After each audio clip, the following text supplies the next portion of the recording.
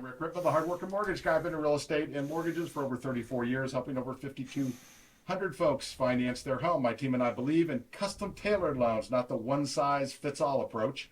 You know, we believe that there is a best mortgage for you and that we are the team to deliver it. And I'm Ian Arnold, part of Rick's hardworking mortgage team, and I've been in the financial industry for 15 years, helping customers purchase what they want and build their overall wealth or even their credit score if they needed to. And as we get started today, I wanted to remind you that for the most up-to-date information on mortgages or the real estate market here in Indy, go to hardworkingmortgageguys.com. That's hardworkingmortgageguys.com or 317-672-1938. That's 317-672-1938. And today we're really excited to be talking with the real estate guru, Barbara Whiteside with Succeed Real Estate. Yes, hello. Glad to be here. Thanks for having me. We really appreciate you joining us. And if somebody wanted to get a hold of you, has any real estate questions or needs, how would they do that? The best way to contact me is by cell phone. Text 317-414-3262. You can also call that number as well. And you can check out my website. It's www.succeedrealestate.com, and that's SUCCEED. You wouldn't believe the number of people who don't know how to spell succeed, including me when I first purchased the domain name. I had to double check. I'm like, oh, this is really available. Maybe I spelled it wrong. So yeah, Barbara Whiteside, 317-414-3262 or succeedrealestate.com. That's awesome. And you know, it's funny because I do the exact same thing because I am a terrible speller. So when I buy a site, if it's available, it's like, okay, I must have spelled it wrong. Yeah. How can it still be available? Yes. I mean, it's just one of those things is we all love spell check and everything, but it's like our phones. Look at when's the last time you can rattle off somebody's phone number? Yeah. I mean, you just can't because it's all in your phone. Let me go to it. You talk to your grandma and grandpa and they'll rattle off 20 different numbers. Yeah. So, I mean, it's just different. So let's start. What actually got you into real estate?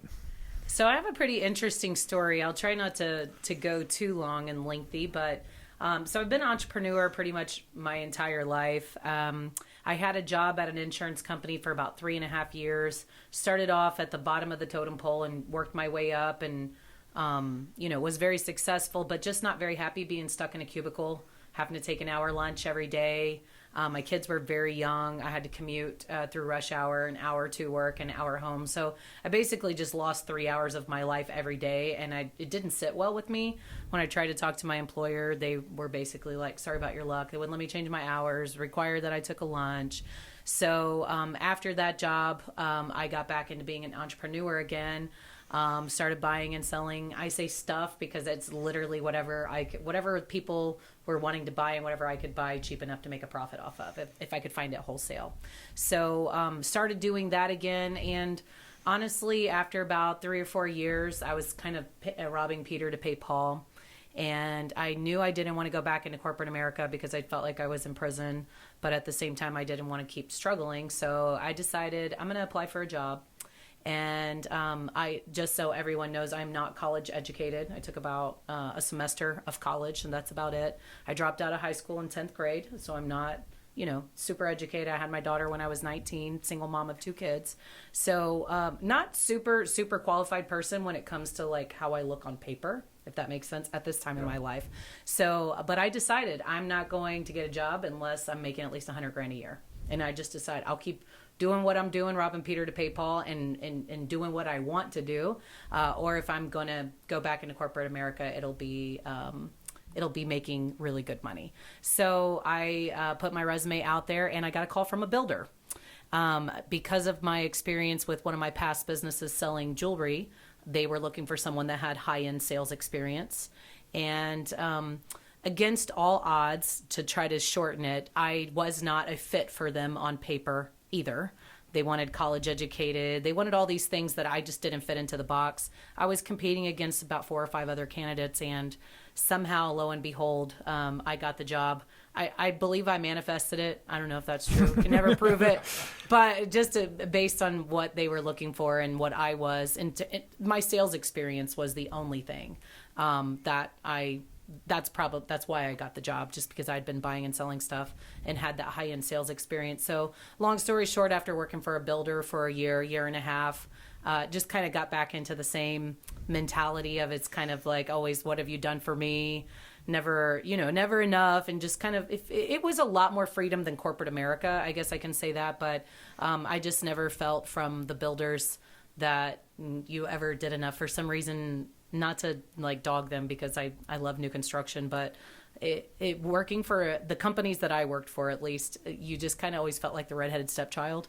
It's the weirdest thing. You could be selling so many houses, but it always just seems like you're the problem. I don't know. It's really weird mentality or structure that builders have, the way they treat the salespeople. So I got my real estate license and here I am now. So I hope that wasn't too long. No, it was great. And I was also in new home sales, spent 11 years with a builder, left as a vice president of sales. And it's what I've learned in my life, because I've hired lots of people. I never hire to qualifications, because I don't think that's in what we do. Now, if you're hiring a doctor, you probably want to hire to qualifications. Of course, yes. Or maybe an engineer. There's certain things, a lawyer. But when you're hiring a salesperson, the personality, the mentality, all those things are much more important. Yes, I agree. I think it's really important. So when you got into real estate, how did you get going?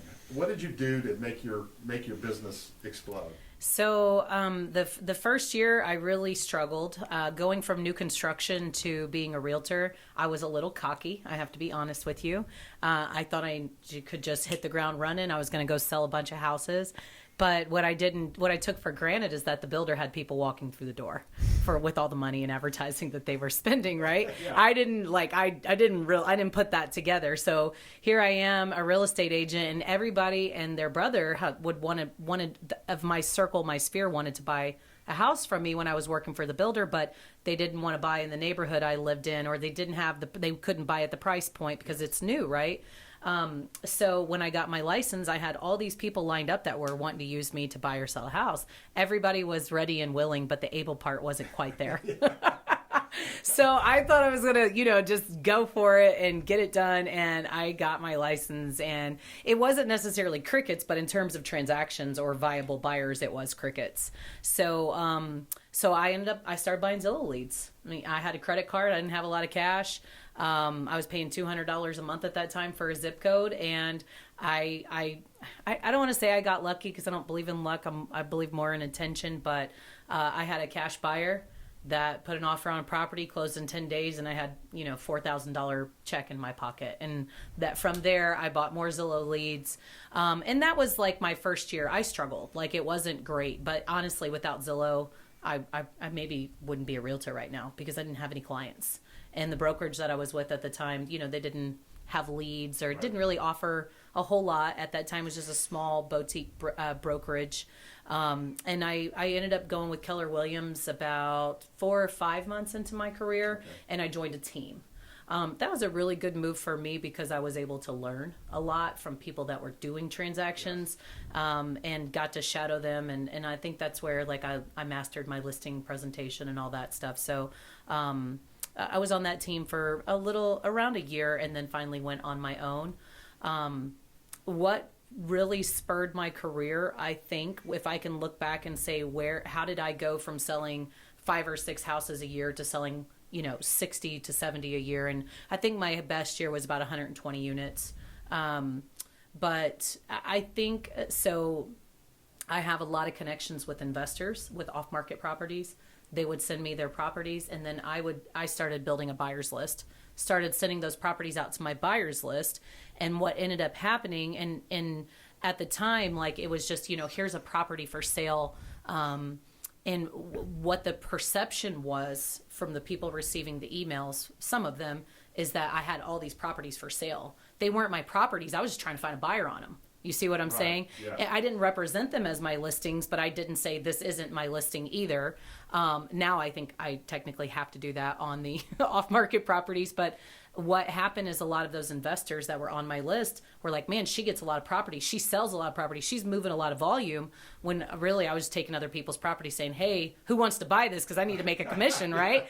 And so long story short, I started getting calls from these investors when they wanted to list properties, because it seemed like I was the girl to go to, just based on me trying to drum up a buyer on someone else's property, if that makes sense. So so then I started getting listings, and then, anyone that's in the real estate industry knows once you start getting listings, it's pretty much, it snowballs from there. You start getting buyer leads and more people that want you to sell their houses, and etc. So Right. So it's the listings that are the most important. listings drive the business. To be 100% transparent right now at this stage in my career, I work strictly with listings. I have a team of agents, and they all work with the buyers.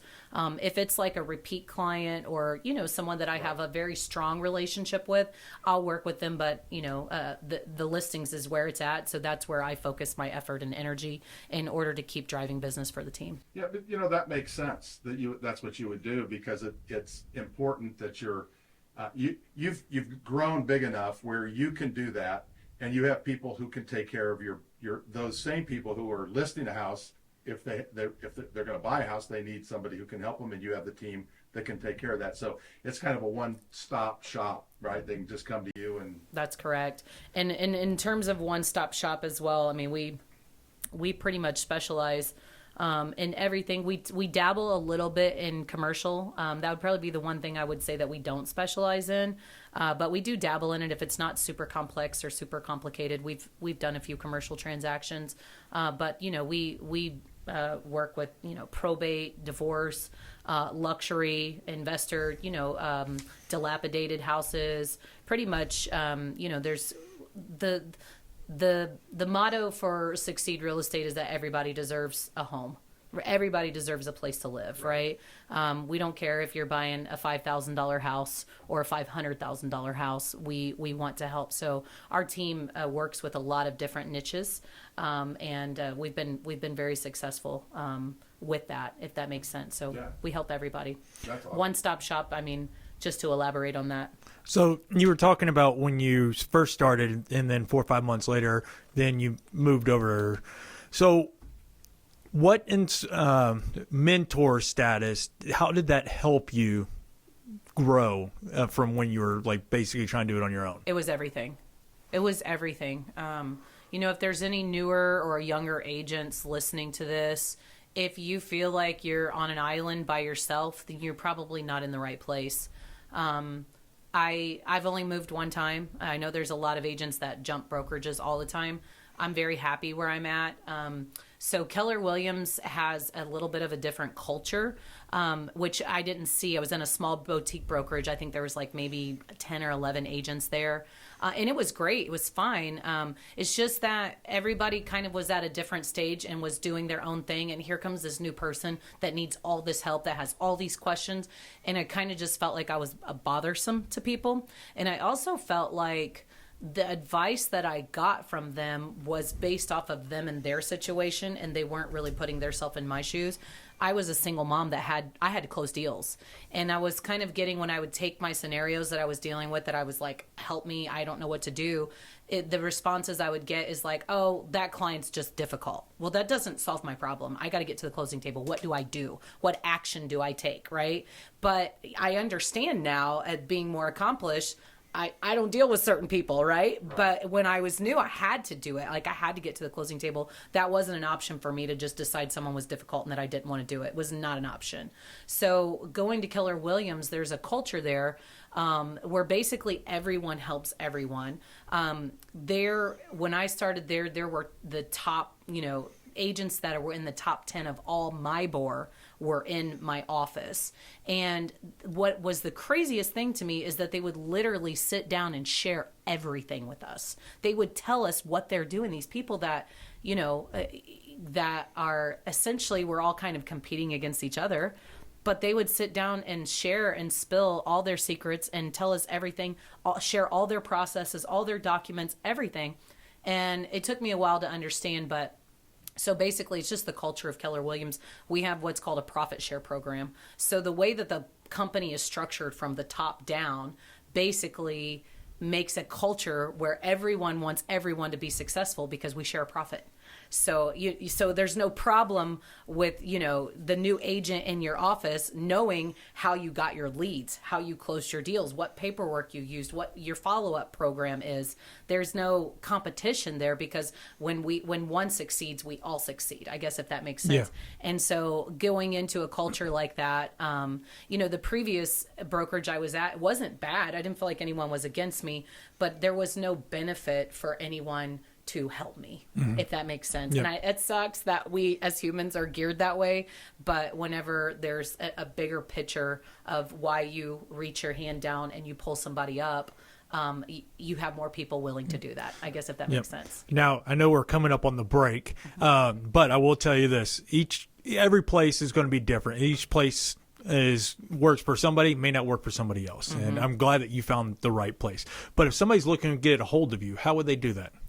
So they can reach me on my cell phone. Text is probably the best way. I get so many random phone calls from random numbers. So if you text me, tell me who you are and what you want. That is the best way to get directly to me. 317-414-3262. You can also do a contact inquiry form at my website, www.succeedrealestate.com. All right. And if you want to get a hold of Rick or I, go to hardworkingmortgageguys.com. That is hardworkingmortgageguys.com. Or you can even call us at 317-672-1938. Again, that's 317-672-1938. And if you did miss any of this, all the information will be down in the description of the podcast. And thanks for joining us. We appreciate it. And, it's time now for Question of the Week. All right. The question of the week is sponsored by Rick and I, the hardworking mortgage guys. So for us to put together a quick, easy mortgage plan for you, just contact us at hardworkingmortgageguys.com. That is hardworkingmortgageguys.com. Or call us 317-672-1938. Now, here's the most important question we're going to ask you. Okay. What was your first car? What was my first car? Do you want the answer that I want to tell you, or do you want the truth? The one you want to tell us. Okay. Which one has a better story? Hold on. Well, they're both okay. Okay. All right. So my first car, it was maybe a Skylark. It was a Buick. It was some kind of Buick. My dad had a used car lot at the time. And he hadn't started the car lot, but this was the first car that would have been on the lot. I think he paid $100 for it at an auction. And he gave it to me, and it was pretty much a rust bucket. It was completely rusting out. Whenever it would idle, it sounded like it was going to blow up. It was my first car, so I wrecked it pretty quickly, thank goodness. And then my true first car, which my dad, it was it was a Ford Mustang, a 1989 Ford Mustang. So, yeah. That's a big step up. Yeah, I mean, it was a 4-cylinder. But it was a convertible. It wasn't a rust bucket. No, it was not a rust bucket. I thought it was a convertible. It was a convertible. That's pretty high up on a first car. Yeah, it was really neat. Yeah. My sister got one too. We're 11 months apart, and he got her some kind of Pontiac. She got a convertible too. So my dad thought he was the coolest guy, and had his 2 kids running around in convertibles, and that should put him pretty high up. I thought it was pretty cool too. Yeah. What's he have? A Pontiac? What's that called? Well, there's the Pontiac Firebird. Yeah, no, I thought it was a Firebird. Maybe Yeah, I I can't. I can't remember. Yeah. I can't remember the model of my Buick. I used to remember all that stuff. Well, that was the first car. I was in the car business. It was the first cars that I sold was at a Pontiac store. Okay. We have quite a few Pontiacs ourselves. So one of the things we heard about that. Now, family is obviously extremely important in everybody's success, because you have to have the family. Can you tell us a little bit about your family? Yeah. So, so as I alluded to earlier, I have 2 children right now. My daughter's currently 22 and my son is 19. I did raise them on my own. So a lot of my success or, drive was basically to be able to provide for my kids. And literally, that's why I did everything I did in real estate, because I, different stages of my life, I was in different financial positions, but I would say majority of the time raising them, we were poor. We couldn't afford vacations. I mean, we always had a roof over our head. We always had food in the fridge, always had, power on and things like that. So it wasn't like, we were starving or didn't have a place to call home. I always did well enough to do that, but I always wanted I didn't want to just survive, Right. I guess, if that makes sense. So that has to do with the name of my business, Succeed Real Estate, because when I was in real estate school is when I chose the name. Raymond Modulin, I don't know if you guys know him. He was my teacher. I love that guy. He said that he gave some kind of percentage of the number of agents that fail or within like the first year or two. And I was like, no, I'm not going to fail. I'm going to succeed. And that's where, and then I was like, wait, succeed, and came up with a name. But basically my kids and being a single mom and my family structure is what I would say drove and motivated me to work so hard to become a top agent. I believe in the first 3 years, 90% fail. Wow. That's what somebody told us a few shows back. Mm-hmm. That's what it was. That's a huge number. It's part of why we want to make sure this gets out. If somebody who's struggling hears your story, they they might understand that what they have to do. Yeah. And many people they can reach out. They can talk to the different they're like you said. Your structure at Keller Williams is a little unique. What I have found is people like yourself, top agents who are phenomenal gurus, they share pretty, they're very sharing. Yes. They're very caring. They want to help the industry. So if there's agents out there, everybody's willing to help. They want, really, and I think sometimes it just helps to know you didn't just walk in and you were a top producer. You had to work. I busted my tail. Yeah. I busted my tail. And to just to piggyback off of what you said, you wouldn't believe how many times I wanted to quit. I almost quit so many times. I went and put my resume or updated my resume. I don't think I ever put it up there. I did apply for some jobs and I did update my resume and I did, there were just times where it was either really dry, where I didn't have a lot going on, or what I did have going on was so stressful that it made me question if this is really something I wanted to do. Right. And I feel the reason I'm sharing that is because that, once I felt okay, I'm not going the wrong direction, because that's always a question you have to ask yourself. You have one life. Right. Where you put your time, your effort, and energy, and which direction you want to go is only up to you. If you don't feel like you're on the right path, there's nothing wrong with throwing the towel in and saying this isn't for you. But if you are dedicated and driven and decide that this is the direction that you're supposed to be going, then in those moments where you want to quit, where you pull through, that's the deciding factor of whether you're going to be successful or not, right? That's what drives you. When you just give up and quit, or you quit and then you start again, now you've lost all that time and all that momentum. I guess when they put real estate on TV or portray it anyway, they make it seem so sexy. Yeah. And I'm not here to bust anybody's bubble, but there's nothing sexy about it. There's nothing. I'm sorry. I'd love to sit here and say, but there's not. Every once in a while you get those transactions that are super smooth, super sweet, super warm and fuzzy. But majority of the time you go through hell to get where you need to go. So it does take some tenacity and someone that says, hey, in the end, this is all worth it. This is what I signed up to do. I'm going to keep doing it. And I think that's the difference between the agents that come out successful, that 10% that stay in the 3 years, right, versus the ones that quit. So and I am an open book. So I've given my contact information multiple times. If anyone wants to just say, hey, here's what I'm going through, here's what I'm dealing with. I'm not a counselor. I'm not licensed to legally advise you psychologically, but at the same time, I can share my story with you and kind of tell you what I did. So I would be more than happy to help anyone at any stage in their career. That's fantastic. It's great that you would do that. And I think it's really important for people to understand that they have people out there that will help just to help. Mm-hmm. Right? And it's very helpful. And it also says a lot about our industry. I think that our industry has a tremendous amount of phenomenal people that sometimes real estate agents end up with bad names, and it's very unfair. The vast majority of agents are phenomenal people. Mm-hmm. And I think it needs, what you just said is proof of that. And the other thing is people, a lot of times they quit right before it takes off for them. Yeah.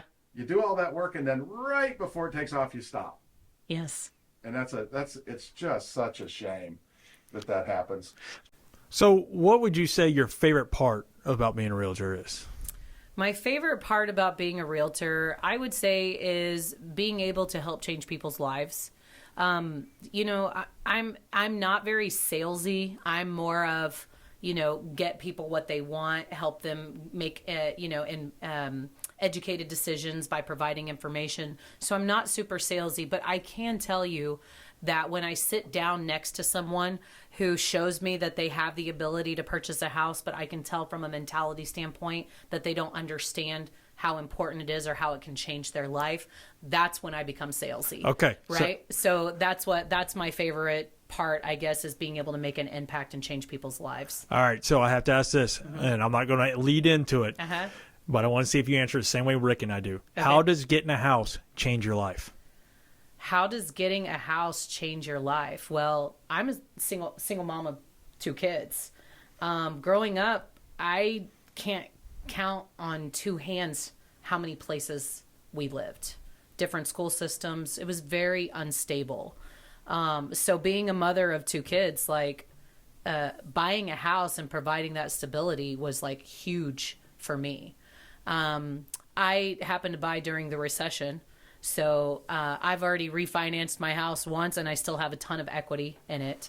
So, other than stability, just being able to have an asset that you can leverage, that's how it changed my life. And now I have something that I can pass to my children. If I want to, start a business, I have a ton of equity in my house. Anything that I want to do, really, the sky's the limit. But without buying my house, that would never be that. And just so you guys know, my payment when I purchased my house was $800, right? And I was there for 13 years before I refinanced.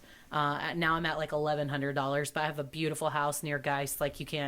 You can't rent a place Right. like I have anywhere decent. Anyway, a 1-bedroom, a studio would probably cost you $1,100 in a decent area. Yeah. So. And we're running out of time on the radio side, so we're going to be going to the podcast. But before we do, how would they get a hold of you if they have, any questions on real estate? Yeah, the best way to get a hold of me is to send me a text to my cell phone. It's 317-414-3262. Again, Barbara Whiteside, send me a text or give me a call, 317-414-3262, or you can go to my website and submit a contact form, and it's www.succeedrealestate.com. Great. And if anybody needs to get a hold of Ian or I, go to hardworkingmortgageguys.com. That's hardworkingmortgageguys.com, or you can call 317-672-1938. That's 317-672-1938. So what is your guys' answer that you tell people? Yeah, so our answer is normally we go to more the financial side. So we go into more all right, so this is how much you spend on rent. This is how much you spend, let's say, in 5 years. Yeah. Go into that. But we also do the mental aspect of now you can change everything in your house. Yeah. You can do that. I mean, we've seen people, and you've probably seen it too, people who bought their house for the first time in their family. And they're in their car crying after they sign because they're just so happy. I mean, just that relief of pressure of not knowing, oh, my rent's going to go up every single year, and I'm just throwing away, let's say if your rent's $1,000 a month, that's $12,000 you're just throwing away just to live somewhere. Or you can invest that into yourself. Right. And Indiana's roughly 5% increase every year. That's a great investment. Yeah. I remember when I was renting, I think I had something in the oven, and I took the trash, I was going to take the trash out, and I was like, oh, I don't want to leave that. Because I had to walk kind of far down to my dumpster. So I just set it out on my, in front of my door. And I was like, as soon as I turn that off, I'll go take it out. But I didn't want to leave it in my apartment if there was juice in it or whatever to drain. So I just put it outside. And my landlord happened to be making his rounds around that time, and he pounded on my door. And I think at the time, whatever I was baking was done. I think it was like cookies. So I was like, oh, let me sit down and have a warm cookie, right? Yeah. And as I'm sitting down in my apartment eating my warm cookie, my landlord is pounding on my door like he's the police. And I'm like, open the door. Hey, how's it going? And he literally sticks his finger in my face and yells at me. Wow. Because and I'm like, literally had been out there like 30 seconds. Maybe a minute. Who knows? It wasn't it wasn't like I just put my trash in front of my door regularly, right?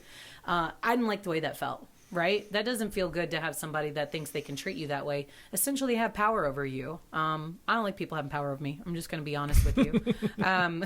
What's the other thing? I have my nephew and his fiance. I just helped them buy a house recently because they were renovating their apartments, and even though they hadn't renovated the apartment they lived in, they were raising the rates on all of the apartments to cover the renovations, and also probably just to catch up because the rates went up so fast for rent and, house prices.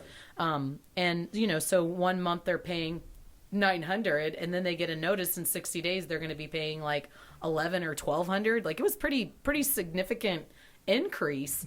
And I just, I told them, if you guys owned your own house, you would never have to deal with this. And then they were getting pre-approved, and we were looking for a house. Right. So there's an element of where you you get your power back a little bit too, whenever you buy a house, Yeah. I think another piece of that's important that you were talking about is the equity the wealth that people build with the equity in their house. Yes. And that's something that, it's so important. I bet if you sat down and you made it and you ran the numbers, you would be shocked at how much wealth you've helped people build in their lives. Mm-hmm. We look at it that way. We look at, okay, so not only did we help them buy a house, but then how much did they appreciate? How much have they gained there? How much have they gained by paying down the house, right? Yeah. Because you gain there. Yeah. And then, when they look at all of that over time and you multiply that, we've helped hundreds of millions of dollars. Mm-hmm. It's amazing how much it matters in people's lives. I think that's why it's so important. And it's you love the emotional piece of selling houses, of doing financing, helping people get a house, but it's that piece that really helps. It changes their life, because like you said, you've got all this equity. The sky's the limit on what you can do because you have the money to do it. Yeah, and I actually took my equity out of my house and started flipping houses. So I took $80,000 out, and I flipped for I think a year and a half, and I ended up just keeping one of the properties. I had a partner. I partnered, and I ended up just keeping one of our houses, and that house is worth about $240,000. So I was able to triple the equity that I pulled out of the house. Awesome. Yeah, it's not liquid right now, but if I wanted to put that house on the market and sell it, right, I could, net about 40,000. So that 80,000 that I pulled out of my house basically, gave me 3 times the return, and now I own more real estate. Yeah, that's phenomenal. So what would you say your superpowers are? So, I don't know that anybody would consider this a superpower, but based on our conversation, I think my superpower is I have the ability to just instantly warm people up. Like, I was talking to a guy on the phone last night, called me off of a sign, couldn't find the house because we do directional signs. Okay. Frustrated. Where the hell's this house at, right? And frustrated, and I'm like, hey, do you have a realtor helping you? So I converted him, off the house on the process. That's what I tell my agents. Converted him to where, he was talking to me about what he wanted. And he just started off very kind of stressful and very tense, right? And by the end of the conversation, I was like, so how do I spell your name? And he's like, he said his name, I think it was Erston or something like that. And I kept saying Thurston. I'd never heard the word Erston before. Right. So I kept making up stuff. And he was like, well, if you could say it right, you might be able to spell it right. And I said, well, so he tells me, how to spell his name. I said, oh, I thought you were going to let me take a crack at it. So by the end of the call, we're cutting up and joking with each other. Right. And I know that this guy is going to be my client because we just built rapport. Right. We already know that our personalities click. But when he called, he was, upset and pissed off because he saw a sign with an arrow but couldn't find a house for sale, right? And it was actually it was an old directional sign that got left, and there was no house for sale anymore. So I mean, rightfully so for his frustration, but I'm not sure why or how or what, but it's something that I do and I can do, and I think it's my what'd you call it? My magic power, superpower. It could be your magic power. Yeah. Yeah. Somebody said, I think they said they could fly. Oh yeah. But they didn't show us. No. Well, there's a window right there. Let's Let's put him to the test. Levitate off the ground first. I don't want to be one responsible. You're nicer than me. If you tell me you can fly, I'm telling you to go for the window and show me. Make note of that. We don't want to tell her we can fly. That's for sure. All right. I do have to say, though, most people don't realize that we talk to people during many different situations in their life. So some are happy, some are not so happy, some are irritated so being able to calm somebody is a huge superpower. Be able to break down walls. I mean, look, I was in car sales for the longest time. People hate car sales people. Mm-hmm. I mean, luckily I was one of the good guys, but until you know that they're one, yes. But until you know somebody, it's hard for people to open up to you. Mm-hmm. So, and like you, I like to joke around a lot if people can't tell. So, I mean, it breaks the ice a lot better, I think, with a lot of people. So I think, that is a huge superpower. Yeah, I'm not sure what I do or how I do it. Honestly, nobody taught me. I didn't intentionally say, how can I get people to warm up to me faster and easier? Maybe I read some books and got some knowledge and I do use it and apply it, but it's definitely not like, what's the word, like calculated, I guess, if that makes sense. Well, it's the art of being able to read a situation in people, I would say. But I do have a good question. What would you consider one of your most memorable deals? Ooh, man, I've had some doozies for sure. Memorable deal. I think for me, the most memorable ones are always single moms.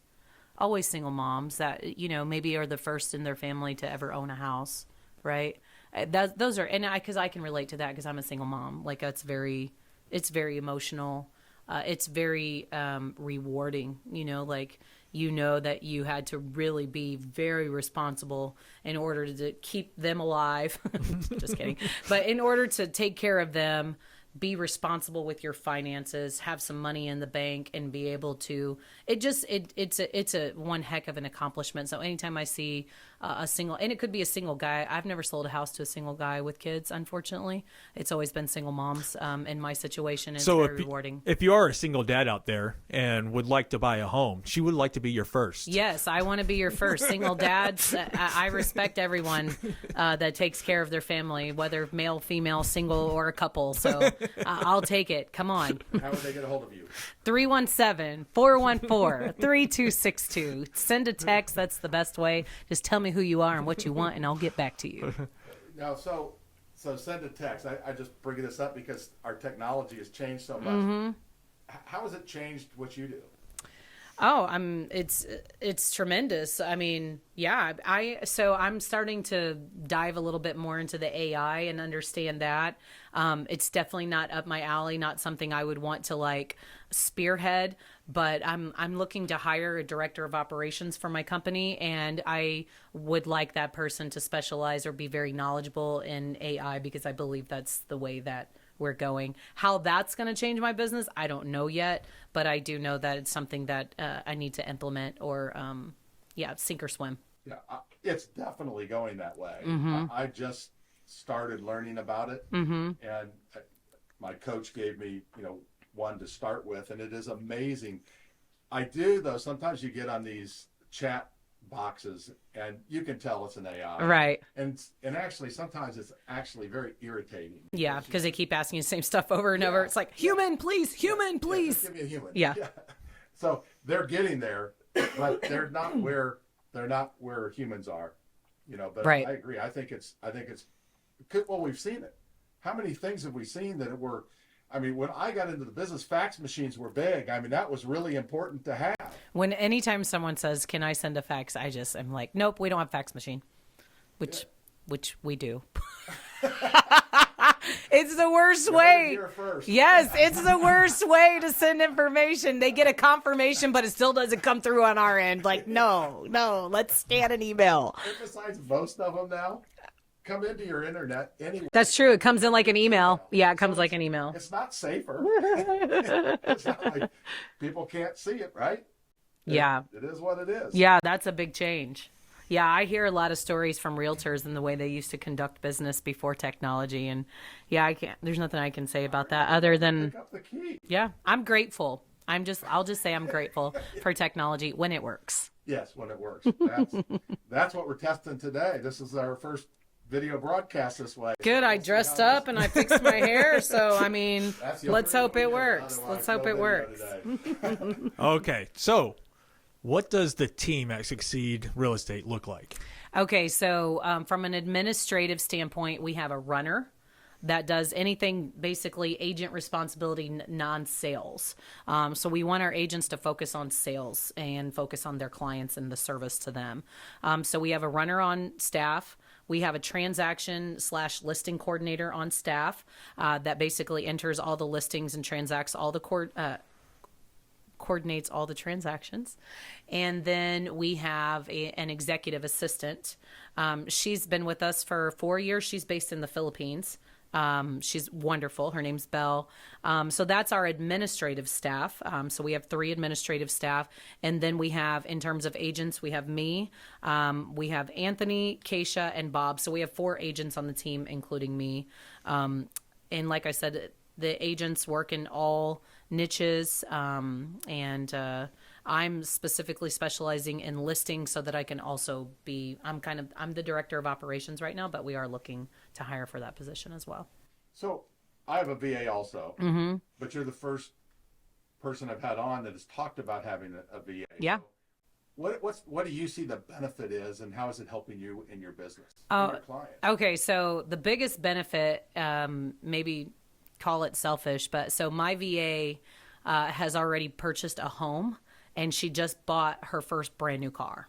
Awesome. Okay, so the salary that she makes with me is equivalent to someone in the Philippines probably making about 75 to 85,000 a year, right? Awesome. So that's very rewarding for me. So when you say that's what I get out of it. I can say for anybody that is working with VAs or wants some help or advice with VAs, probably virtual assistant. Okay, I was wanting to, yeah, I don't want to interrupt, but I wanted somebody to. Yes, a VA is a virtual assistant. So one of the biggest things that I can share with someone that is hiring or is currently working with a virtual assistant is whenever I first hired my virtual assistant, I just gave her very mundane medial task to do. I didn't give her anything very complex. And for some reason, I don't know if someone told me that, but I had like a self-limiting belief that she could only do like very simple, like robotic type of task, if that makes sense. She's my executive assistant, right? She pretty much does all admin. That the transaction coordinator or me, the director of operations, doesn't do, and she's phenomenal. She's a doer. So those are the 2 things that I guess I can share the most. Is I'm literally changing someone's life in a third world country because I'm employing them, and then I, as a human or as a boss, as a leader, have grown to know that you can't put limits on people who want to succeed and thrive. And she has shown me that, and it's a game changer for me. Game changer. Well, a lot of them are extremely intelligent. They've gone through college. They're educated. They obviously speak more than one language because they speak English. Yes. Right. Yes. So they can. There's so much they can do, and I know mine. I just keep asking her, and I told her today. I said, just keep telling me what you do, what you like to do, what you're good at, because I don't always know. Yeah. And some things I do, I could easily have her do. Mm-hmm. And so she's gotten more and more because of just asking, what is it that you're good at? And I think that I want to talk about, because I think there's agents out there that maybe have never heard of it before, or maybe they've heard of it, but they don't know. It can be really helpful to not only your business, but to that person. Leverage is everything.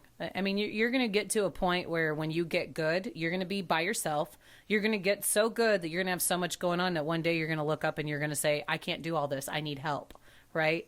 A virtual assistant as a new agent who's just starting makes the most sense than going and hiring someone at a $50,000 salary. Because first of all, you don't know if it's just, temporary. Maybe Right. you're just, you just don't know. It's so new. So, but a virtual assistant too, they're very loyal.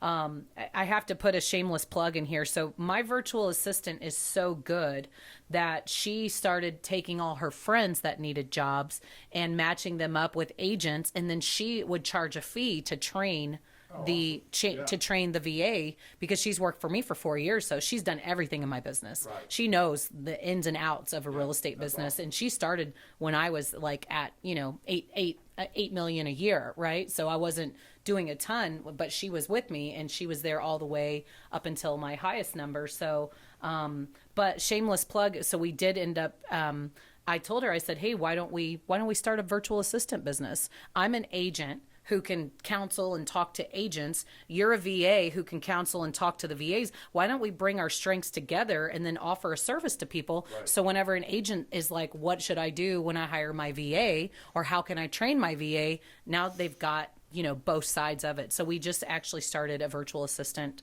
I don't know a virtual assistant business, I guess. I don't know. I guess that's what Well, you are call it. entrepreneurs. Yes. But I think that's super cool. Like, I'm super excited about teaming up with someone in a third world country and starting a business with them. Right. I mean, this is life changing for her. And it could be life changing for me too, but I'm not going in. I'm more thinking about her. Like, how wonderful is that? So just FYI, that there is a need for it. There's a huge demand, or we wouldn't even be talking about it, but I highly, highly recommend it. So we're running out of time, but if anybody has any real estate needs, any questions there, or also if they want more information on VAs, first let's talk about that. Who should they contact if they want more information on a VA? They can- virtual assistant? They can contact me as well. Same number. Same number, and Belle, my virtual assistant, has access to my text. Okay. So we perfect. both work that form of communication together. Yeah. So Yeah. and so, what is the best number for them to call if they're looking to virtual assistant, or if there's somebody out there going, man, I want to work with her. I want to buy a house. Well, I guess I want to list a house. Yes. Well, we'll help you buy too. We'll help you buy a house too. You can text me if you want to buy a house. We've got an Buy, sell, agent. whatever, We'll get you right? to an agent. Yes. Buy, sell, build, invest with success. That's our motto. 317-414-3262. If you're able to text, that's the best way. Just let me know who you are and how I can help you. Or if you feel like calling, that's totally fine too. We'll take care of you either way. All right. And reminder, if you know any friends, family, or coworkers looking to buy, sell, or refinance, please contact us at hardworkingmortgageguys.com. That is hardworkingmortgageguys.com. Or call us at 317-672-1938. Branch NMLS number 33041. Rick Ripma's NMLS number 6645890. Ian Arnold's NMLS number is 1995469. Equal housing opportunity. Some restrictions apply.